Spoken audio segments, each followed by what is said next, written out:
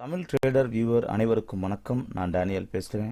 நம்ம இந்த வீடியோவில் என்ன பார்க்க போகிறோம்னு சொல்லி பார்த்தோம் அப்படின்னு சொன்னால் நெஃப்டி அண்ட் பேங்க் நிஃப்டியோட இண்டெக்ஸ் சார்ட் அனலைசிஸ் பண்ணலாம். அது மட்டும் இல்லாமல் பேங்க் நிஃப்டியோட விவேட் ஸ்டாக்ஸை பற்றியான ப்ரைஸ் ஆக்ஷன் வியூ பார்க்கலாம். இந்த வீடியோவில் கொடுத்துருக்கிற சப்போர்ட், ரெசிஸ்டன்ஸ், சேனல்ஸ் எல்லாத்தையுமே உங்களுடைய டூலில் ட்ரா பண்ணி வச்சுக்கோங்க. அப்போ தான் இந்த வீடியோ உங்களுக்கு ட்ரேட் பண்ணும்போது பயனுள்ளதாக இருக்கும். ஓகே, தொடர்ந்து வீடியோ பாருங்கள், வீடியோவை ஃபுல்லாக பாருங்கள்.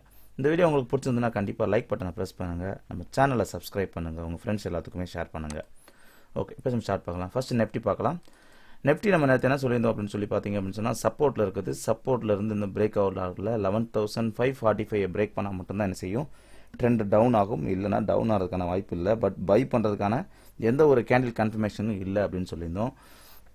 ஆனால் நேற்று நமக்கு வந்து ஒரு பார்க்கும்போது இதில் வந்து ஒரு சிமெட்ரிக்கல் ட்ரையாங்கிள் பேட்டர்ன் ஃபார்ம் ஆயிருந்துச்சு. அது பிரேக் ஆகி கீழே க்ளோசிங் கொடுத்துருந்தது. அதனால தான் சொன்னீங்கன்னா 11,584 கீழே உங்களுக்கு 1 ஹவரில் க்ளோசிங் கொடுத்தா ஃபர்தராக திருப்பி இறங்கலாம். ஆனால் 545 பிரேக் பண்ணால் மட்டும்தான் சேல் பண்ணணும்னு சொல்லியிருந்தேன். ஆனால் என்ன நடந்துச்சுன்னா ஃபஸ்ட்டு 4 ஹவர் நல்ல ஒரு சைட்வேல தான் மார்க்கெட் இருந்தது. சைட்வேஸ்க்கு அப்புறம் ஒரு பிரேக் அவுட்டுக்கு அப்புறம் கண்டினியூஸாக என்ன செஞ்சிருச்சு, சப்போர்ட்டில் இருந்து உங்களுக்கு சப்போர்ட் இருக்க ஆரம்பிச்சிருச்சு. ஆனால் இது வந்து கேண்டிலில் உங்களுக்கு ஃபஸ்ட்டு ஒரு டோஜி, அதுக்கப்புறம் ஒரு பியரிஷு, அகைன் திருப்பி ஒரு புல்லிஷ் என்கல்ஃபாக இருக்குது, திருப்பி ஒரு ஹேமரு, ஹையை பிரேக் பண்ண உடனே கண்டினியூஸாக மேலே போயிடுச்சு. இது ட்ரெண்டு நம்மளால் ஈஸியாக என்ன செய்ய முடியாது, பிடிக்க முடியாது. ஓகே, ஸோ இப்போ இதில் நமக்கு என்ன தெரியுது அப்படின்னு சொல்லி பார்த்தோம்னா கிட்டத்தட்ட ஏப்ரல் ஸ்டார்டிங்கில் இருந்து இந்த ஸ்டாக்ஸ், இந்த நெஃப்டி இண்டெக்ஸ் பார்த்தீங்க அப்படின்னு சொன்னால் ஒரு கரெக்ஷன்ஸில் தான் இருக்குது. 11,752 இருந்து 11,005 லோ எவ்வளோ பேர் இருக்குது, இது வரைக்கும் 550 வரைக்கும் வந்திருக்குது. கரெக்ட், 545. இந்த 200 பாயிண்ட்ஸ்குள்ளே தான் மூவ்மெண்டம் நடந்துகிட்டு இருக்குது கிட்டத்தட்ட. அதனால தான் நான் சொல்கிறேன், இதில் கவனமாக நம்ம ட்ரேட் பண்ணணும். இதில் எந்த இண்டிகேட்டர்ஸும் உங்களுக்கு ஒர்க் ஆகாது. இண்டிகேட்டர்ஸ் எல்லாம் உங்களுக்கு கிளியராக ட்ரெண்டை காட்டாது. இது வந்து ஒரு இப்போதைக்கு பார்த்தீங்க அப்படின்னு சொன்னால் ஒரு கரெக்ஷன்ஸ் மோடில் இருக்குது. ஓகே, ஸோ கரெக்ஷன்ஸ் மோடில் இப்போ எங்கே இருக்குது அப்படின்னு சொல்லி பார்த்தோம்னா கரெக்டாக ரெசிஸ்டன்ஸில் தான் இருக்குது. ரெசிஸ்டன்ஸ் எங்கே, 11,752 இருக்குது. அப்போ மார்க்கெட்டு இதுக்கு மேலே ஓப்பன் ஆச்சுன்னா 11,752க்கு மேலே ஓப்பன் ஆச்சுன்னா மூமெண்டம் இருக்கும். அப்போனா இதில் நம்ம ட்ரேட் பண்ணலாமான்னு பார்த்தா கண்டிப்பாக ட்ரேட் பண்ணக்கூடாது. இது ரெசிஸ்டன்ஸ் ஜோனு. ரெசிஸ்டன்ஸ் ஜோனில் நமக்கு ரிவர்சல் கன்ஃபர்மேஷன் கிடைச்சாதான் ட்ரேட் பண்ணணும், இல்லைனா ட்ரேட் பண்ணக்கூடாது. ஸோ இந்த இடத்துல நமக்கு கிளியர் கன்ஃபர்மேஷன் கிடைக்கும் போது தான் நம்ம ட்ரேட் பண்ணணும். அப்போ இது வந்து ஒரு கரெக்ஷன் மோடில் தான் இருக்குது. இந்த கரெக்ஷன்ஸ்க்கு மேலே போயிட்டு ரிவர்சல் கன்ஃபர்மேஷன், ஒருவேளை ரிவர்சல் கன்ஃபர்மேஷன் ஷூட்டிங் ஸ்டாரோ இல்லை பேரிஷ் என்கல்ஃபிங்கோ இல்லை ஒரு புல்லிஷ் என்கல் ஒரு ஸ்பின்னிங் டாப் வந்து ஒரு பேரிஷோ அப்படி மாதிரி ரெசிஸ்டன்ஸ் லெவல் கேண்டில் 6 என்ன வருதோ அதுக்கப்புறம் தான் நீங்கள் சேல் பண்ணுறதுக்கு என்ன செய்யணும், பிளான் பண்ணணும். இதில் உங்களுக்கு மேஜராக பார்த்தீங்கன்னா ஃபஸ்ட்டு சப்போர்ட்டுங்கிறது பார்த்தீங்கன்னா 11,682 மேஜரான ஒரு சப்போர்ட் இருக்குது. ஸோ இதுக்கு மேலே உள்ள ரெசிஸ்டன்ஸ் 11,752. அப்போ இதுக்குள்ளேயே மூமெண்டம் கொடுக்கறதுக்கான வாய்ப்பு இருக்குது. ஒருவேளை இதுக்கு மேலே ஓப்பன் ஆச்சுன்னா திருப்பி மேலே போகலாம். ஆனால் 11,682 பிரேக் ஆச்சுன்னா ஃபர்தராக திருப்பி இறங்கலாம். ஆனால் எதுக்காக சொல்கிறேன்னா இது ஒரு மேஜரான ரெசிஸ்டன்ஸ் அப்படிங்கிறத நான் சொல்கிறேன். ஓகே, ஸோ அதனால் கவனமாக ட்ரேட் பண்ணுங்கள். இது ஒரு கரெக்ஷனு. இதில் எந்த இண்டிகேட்டர்ஸும் ஒர்க் ஆகாது. அதனால் இண்டிகேட்டர்ஸ் வச்சு ட்ரேட் பண்ணாதீங்க. அது கண்டினியூஸாக உங்களால் ப்ராஃபிட் பண்ண முடியாது. ப்ரைஸ் ஆக்ஷன் மெத்தடை லேர்ன் பண்ணிக்கோங்க. ஓகே, நெக்ஸ்ட் பார்த்தீங்க அப்படின்னு சொன்னால் நம்ம பேங்க் நிஃப்டி பார்க்கலாம். பேங்க் நிஃப்டி நேற்று நம்ம என்ன சொல்லியிருந்தோம் அப்படின்னு சொன்னால் கண்டிப்பாக இறங்கிருச்சு. ஸோ சேலிங் ப்ரெஷர் இருக்குது. நம்ம எப்போ என்ட்ரி எடுக்கணும்னு சொல்லியிருந்தோன்னா 29,600, அதாவது இந்த இடத்துல 650, இந்த இடத்துல உங்களுக்கு ரிவர்சல் கன்ஃபர்மேஷன் கிடச்சிச்சு அப்படின்னு சொன்னால் நீங்கள் என்ன செய்யணும், என்ட்ரி சேல் பண்ணணும். இல்லை அப்படின்னு சொன்னால் சேல் பண்ணக்கூடாது அப்படின்னு சொல்லியிருந்தோம். ஆனால் இன்றைக்கி மார்னிங் என்ன நடந்தது அப்படின்னா கீழே தான் உங்களுக்கு ட்ரேட் ஆகிட்டு இருந்துச்சு. இதில் உங்களுக்கு பார்த்தீங்க அப்படின்னு சொன்னால் நல்ல ஒரு கரெக்ஷனில் இருந்தது. என்ன கரெக்ஷன் அப்படின்னு சொல்லி பார்த்தீங்கன்னா இதில் ஒரு ஃபஸ்ட்டு வந்து நமக்கு ஒரு ட்ரையாங்கிள் பேட்டர்ன் ஃபார்ம் ஆச்சு. அதுக்கப்புறம் பார்த்தீங்க அப்படின்னு சொன்னால் அதை பிரேக் அவுட் பண்ணி கீழே இறங்குச்சு. பெரிய ஃபால் ஒன்று வந்தது. அந்த ஃபாலை கண்டினியூ ஆகாமல் அதுக்கப்புறமும் என்ன ஆச்சு அப்படின்னா உங்களுக்கு திரும்பியும் நினைச்சிச்சு இறங்குனது. அதுக்கப்புறம் பார்த்தீங்கன்னா இந்த ஸ்டாக்ஸு 29,485 கரெக்டாக டார்கெட் ரீச் ஆகிட்டு வெயிட் பண்ணிட்டே இருந்தது. அதுக்கப்புறமும் ஹோல்ட் ஆச்சு. 1 மினிட்ல பார்த்தீங்க அப்படின்னு சொன்னால் அதுலேயும் நமக்கு கிளியரான ஒரு பேட்டர்ன் ஃபார்ம் ஆச்சு. அதுலேயும் ஒரு ட்ரையாங்கிள். ஓகே, ஸோ அப்போ ட்ரையாங்கிள் பேட்டர்ன் ஃபார்ம் ஆகி இதெல்லாம் என்ன பாருங்கள், clear triangle. So break out கொடுத்த உடனே கண்டினியூஸாக என்ன செஞ்சிச்சு, மேல் நோக்கி மூமெண்டம் கொடுக்க ஆரம்பிச்சிருச்சு. ஸோ இந்த மூமெண்டம் பார்த்தீங்கன்னா இதுக்கப்புறம் வரிசையாக தொடர்ந்து மூவ்மெண்ட் கண்டினியூஸ் அப் ட்ரெண்ட் தான். இதில் உங்களுக்கு இண்டிகேட்டர்ஸ் என்ன செஞ்சுருக்கும், ஒர்க் ஆகியிருக்கும். இந்த இடத்துல உங்களுக்கு continuous up trend. So market இதிலேருந்து பிடிச்சது தான் கண்டினியூஸாக மேலே வரைக்கும் போச்சு. கரெக்டாக பார்த்தீங்க அப்படின்னு சொன்னால் டெய்லியோடைய கேண்டிலோடைய இதுக்கு முன்னாடி இருந்த ஹை, போன ஹையோட கரெக்டாக வந்து க்ளோசிங் கொடுத்துருச்சு. அப்போ இப்போ எங்கே வந்திருக்குது, நான் இதில் பார்த்தீங்கன்னா உங்களுக்கு கிளியராக தெரிஞ்சிடும். நான் ஃபுல்லாக டிலீட் பண்ணிட்டு காமிக்கிறேன்.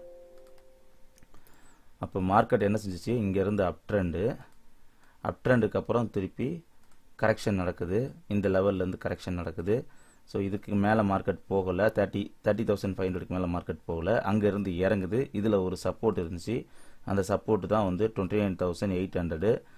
ஓகே, ஸோ இந்த இடத்துல இப்போ மார்க்கெட் பிரேக் அவுட் பண்ணிவிட்டு ரீடெஸ்ட் பண்ணிகிட்டு இருக்குது. ரீடெஸ்ட்டில் கன்ஃபர்மேஷன், திருப்பி ரீடெஸ்ட்டில் உங்களுக்கு ஃபெயில் இது வந்து ஒரு வேளை பாஸ் ஆகிடுச்சு. ரீடெஸ்ட்டில் வந்து உங்களுக்கு கன்ஃபார்மாக ரைட்டு திருப்பி உள்ள ட்ரேட் ஆகிடுச்சு அப்படின்னு சொன்னால், அதாவது இதுக்கு மேலே 29,899, அதாவது 900க்கு மேலே 1 ஹவரில் உங்களுக்கு க்ளோசிங் கொடுத்துருச்சுன்னா ஃபர்தராக திருப்பி மேலே போகும். இல்லை அப்படின்னு சொன்னால் இது இங்கேருந்து இறங்கலாம். இது ரீடெஸ்ட் நடக்குது. ரீடெஸ்ட்டுக்கு அப்புறம் நம்ம கன்ஃபார்ம் வெயிட் பண்ணணும். ரீடெஸ்ட்டில் திருப்பி ரிவர்சல் ஆச்சு அப்படின்னு சொன்னால் நம்ம தைரியமாக என்ன செய்யலாம், திருப்பி சேல் பண்ணலாம். ட்ரெண்டு திருப்பி எங்கே வரைக்கும் போகும்னா உங்களுக்கு அடுத்து இங்கே வரைக்கும் போகலாம். ஆனால் ரீடெஸ்ட் நமக்கு கன்ஃபர்மேஷன் எப்படி கிடைக்கும், ஹவர்லியில் பார்க்கும்போது நமக்கு என்ன செய்யணும், இதில்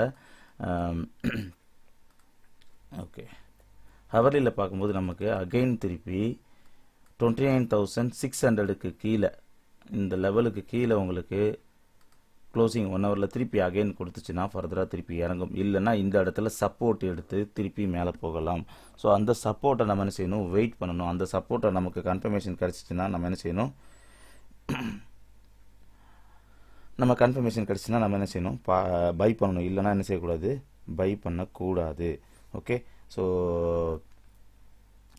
இந்த லெவல் இதனால் அவசரப்பட்டு நீங்கள் இதில் பை பண்ணாதீங்க. இது பிரேக் அவுட் பண்ணிச்சுன்னா மேலே போகும். ஆனால் மேலேயும் ரெசிஸ்டன்ஸ் எங்கே இருக்குது அப்படின்னு சொல்லி பார்த்தீங்கன்னா இந்த இடத்துல ஒரு ரெசிஸ்டன்ஸ் வரை இருக்குது. அதனால் அதையும் நோட் பண்ணிக்கோங்க. 30,153 ரெசிஸ்டன்ஸ் இருக்குது.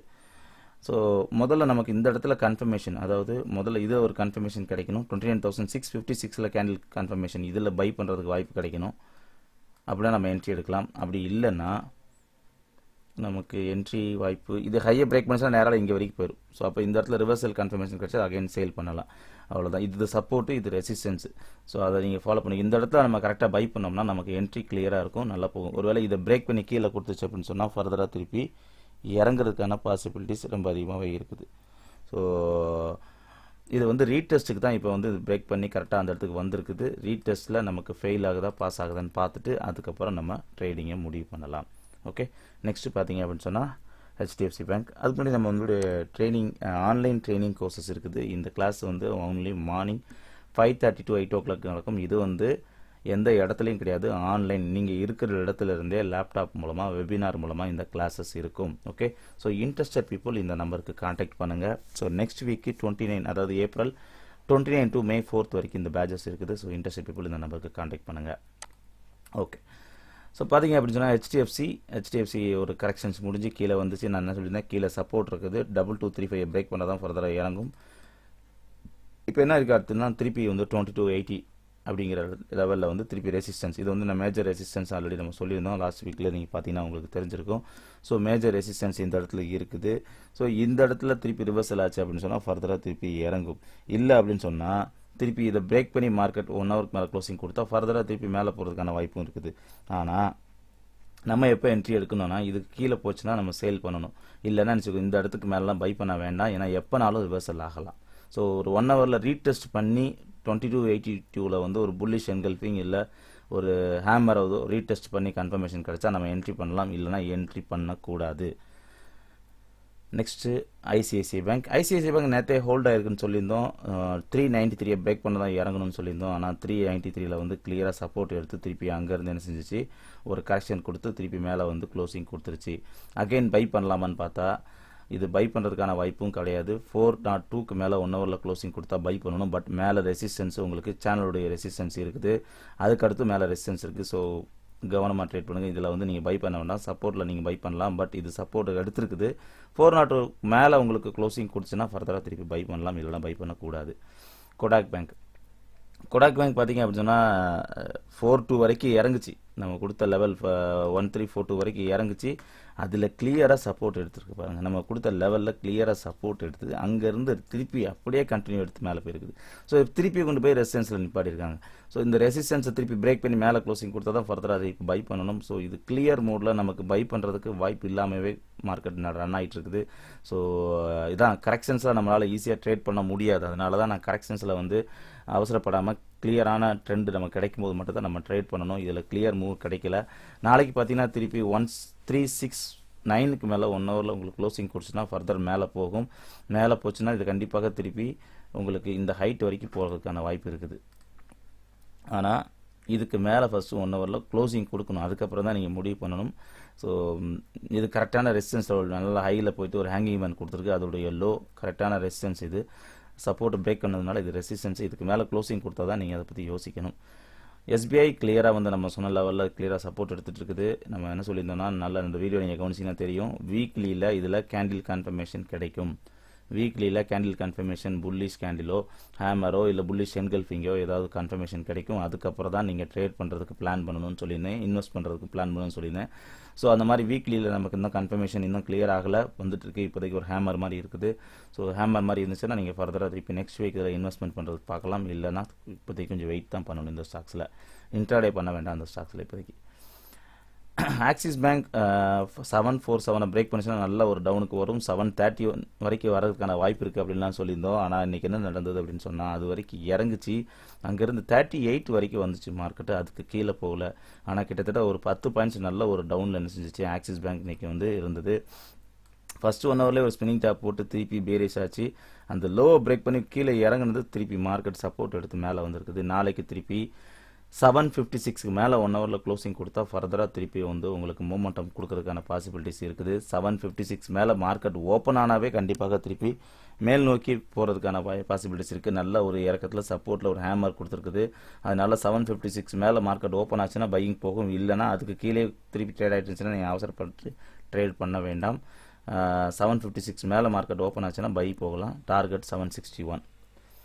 இண்டஸ்இண்ட் பேங்க் பார்த்தீங்கன்னா நல்ல ஒரு டவுனுக்கு அப்புறம் திருப்பி சப்போர்ட் எடுத்துருக்குது. இதை நாளைக்கு ஹையை பிரேக் பண்ணால் திருப்பியும் மேலே போகலாம். இங்கே வரைக்கும் போகலாம். இங்கே 1730 வரைக்கும் போகலாம். ஆனால் அது வந்து 1682ல் கிளியராக சப்போர்ட் எடுத்துச்சுன்னா, இந்த இடத்துல உங்களுக்கு சப்போர்ட் லெவலில் சப்போர்ட் எடுத்ததுன்னா தென் பை பண்ணுங்கள். இல்லைனா பை பண்ண வேண்டாம். இல்லை இந்த இடத்துல ரிவர்சல் கன்ஃபர்மேஷன் கிடச்சிச்சின்னா நீங்கள் சேல் பண்ணலாம். இது மேஜரான ரெசிஸ்டன்ஸு. ஸோ இந்த இடத்துல ரிவர்சல் கன்ஃபர்மேஷன் கிடச்சா நீங்கள் ட்ரேட் பண்ணலாம். இல்லைனா இங்கேருந்து கொஞ்சம் கொஞ்சமாக மூமெண்டம் எடுத்து இங்கே வரைக்கும் போயிடும். இதில் அவசரப்பட்டு ட்ரேட் பண்ண வேண்டாம். நீங்கள் ஒரு கொஞ்சம் வெயிட் பண்ணி 1 ஹவர் கன்ஃபர்மேஷனுக்கு அப்புறம் ஏதாவது பேட்டர்ன் கன்ஃபர்மேஷன் கிடச்சா நீங்கள் இதில் ட்ரேட் பண்ணுங்கள். இல்லைனா ட்ரேட் பண்ண வேண்டாம். எஸ் பேங்க் கரெக்டாக வந்து கீழே வந்து சப்போர்ட் எடுத்துருக்குது. சப்போர்ட் ஏரியாவில் புல்லிஷ் என்கல்ஃப் மாதிரி இருக்குது. ஹையை பிரேக் பண்ணிச்சுன்னா திருப்பி கண்டிப்பாக 246 வரைக்கும் போகலாம். அதுக்கு முன்னாடி ஸ்மாலாக வந்து 243ல் ஒரு ரெசிஸ்டன்ஸ் இருக்குது. அதனால் அதில் ஒரு ப்ராஃபிட் புக் பண்ணுங்கள்.